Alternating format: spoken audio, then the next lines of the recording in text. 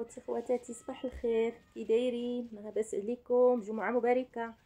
اليوم جيت باش نشارك معكم واحد الوصفه هذه زوينه للالتهابات واللي عنده السعال ديال الحلق والحنجره وتيكحب. انا اليوم جبت لكم الكاليتوس. هذا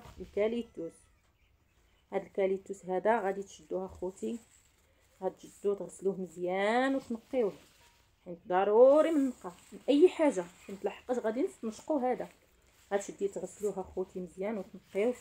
كتجيب واحد الكاسرونه عامره بالماء، كديروه فيها اخوتي بحال ما هكا في الكاسرونه مزيان. خشيو الكاسرونه، ديروه فوق البوطه،